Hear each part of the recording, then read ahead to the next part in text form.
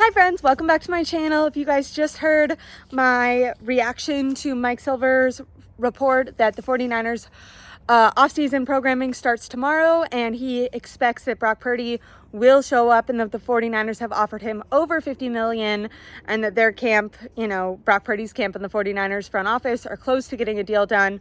Obviously, if Brock Purdy doesn't show up to OTAs tomorrow, that means they're not close to getting a deal done, but there's two other players on the team that are looking for contract extensions this offseason. What's going on with them? So starting with Fred Warner, obviously top linebacker in the NFL. He's up for a new deal. He actually has 2 years left on his deal, but that's due to like a late extension they gave him where they moved some money on the salary cap and transferred it into a bonus last year to help save themselves some cash. But basically, Fred Warner is scheduled to make $22 million in 2025, which is this upcoming season, but only scheduled to make $18 million in 2026. Now, the top of the linebacker market right now, money-wise, is $20 million. Given that Fred Warner is the best linebacker in the NFL, that's not contested, and he's been extremely durable. Last year was his most injured year, and he didn't miss anytime. Like, he continues, knock on wood, I'm not trying to jinx him, but he's been extremely durable for the 49ers. He's been, a leader on and off the field, just an absolute reflection of what it means to be a 49er and what the 49ers want out of their guys. You could not ask for a better player than Fred Warner. Definitely the leader of the defense, if not the leader of the team, a guy who is continuously setting a standard with how he trains, how he takes care of his body, how he eats, how he influences the younger guys on the team. He definitely takes his stuff seriously. He stays actually in Santa Clara during the offseason. He shows up. He's been at the 49ers facility all offseason. He works on his body. He goes to the trainers. He, goes to the gym there, takes care of everything at Levi's. So he wants to be a 49er and probably will be a 49er. It is reported by Mike Silver, 49ers beat reporter, that Fred Warner will be at OTAs tomorrow, the first day of the offseason programming, but that Fred Warner's camp and the 49ers front office have been having quote-unquote substantial talks with about an early contract extension that would make him the highest paid linebacker in the NFL, not just this upcoming year, but for years to come.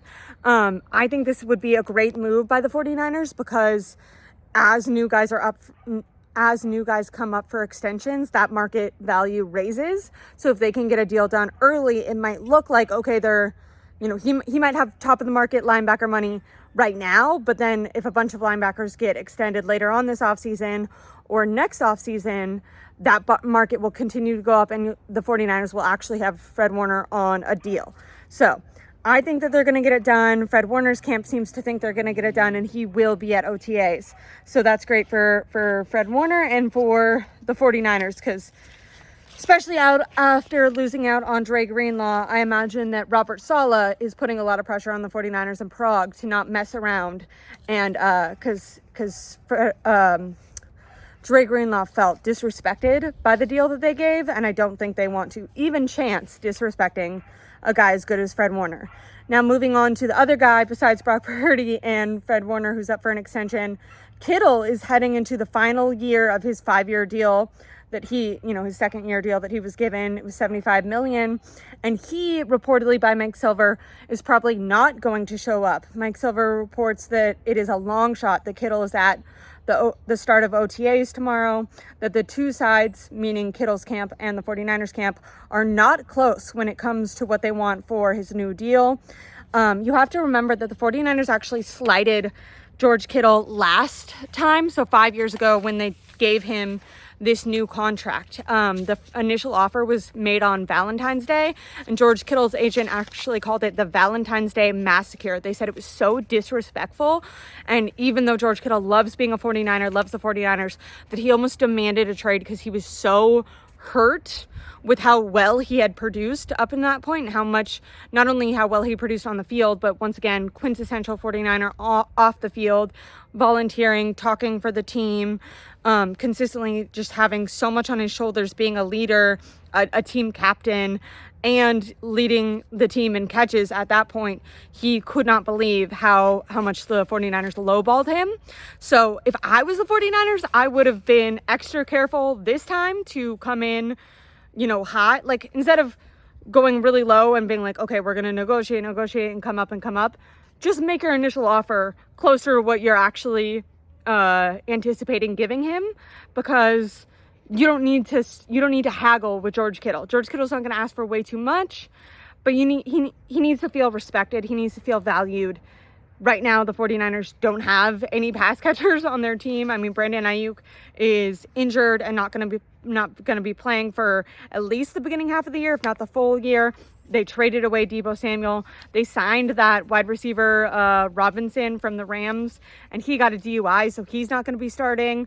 They do obviously have Ricky Pearsall, but Pearsall looked good in the final 3 games of the season. But before that, he was even before getting shot, he was injured last offseason. So I don't know. I don't want, even if Ricky Pearsall is 100% healthy, do you want to put the entirety of next season on having one healthy wide receiver? I mean, maybe Christian McCaffrey, they'll probably use him more in the passing game. But to me, you absolutely have to get George Kittle's deal done. Especially, they just signed a tight end this offseason, which if I was George Kittle, I would already be, the birds. I would already be side-eyeing that, because there's also been reports that they want to draft Tyler Warren at 11. Now, I'm not opposed to drafting Tyler Warren. I think it's kind of more of a luxury pick. I think they need an offensive line and a defensive lineman more. But having 2 really great tight ends, and as Kittle does begin to age, having a tight end that could end up replacing Kittle, because Kittle is, a Hall of Fame tight end at this point, I'm not opposed to it. But to me, you have to go above and beyond to show Kittle, like, no, we do value you. You are our number 1 guy. You're the best tight end in the NFL. And apparently they're not doing that. They are making him feel disrespected. So 49ers not learning.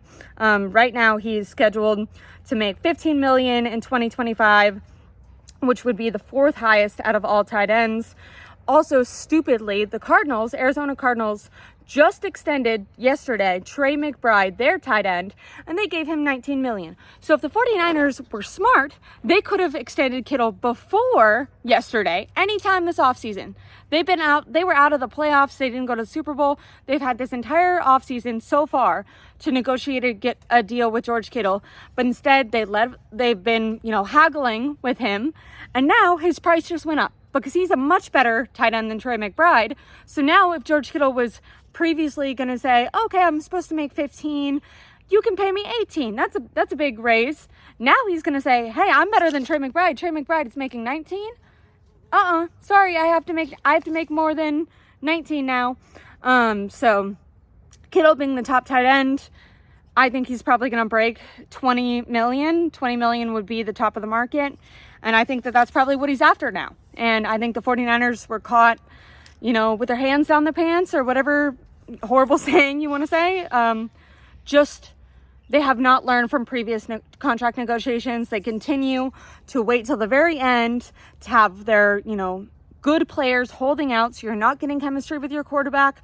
You're not practicing at a team. And then at the very end, they end up caving and paying the guy way more than they would have if they just paid him at the beginning of the offseason.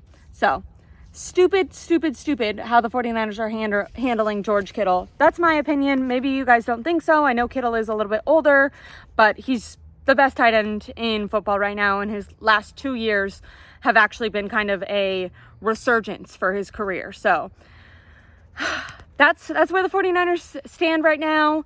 Like I said, Mike Silver is reporting if Brock Purdy shows up, that means that him and his agent think a deal is about to get done. If he doesn't show up, it means that him and the 49ers are still very far off. Fred Warner is likely to show up almost 100%. So I expect Fred Warner to be there, a consummate professional, and, his deal hasn't actually expired. They're just trying to get it done early, which is smart. But then Fred Warner, in my opinion, a guy you should not be messing with. The 49ers are messing with him, so he is likely to not be there tomorrow. So hopefully they get that done soon. It'll be interesting who reports and who doesn't. The 49ers beat reporters are supposed to meet with John Lynch tomorrow at noon to talk about the draft, but I imagine that they'll be asking who's in the building and who's not. So please keep it liked and subscribed, because I'll be letting you know who out of these three guys, or if anyone else, does or does not show up. Maybe Trent Williams. That'll be an interesting name to look for. Thank you guys. Love you. Bye.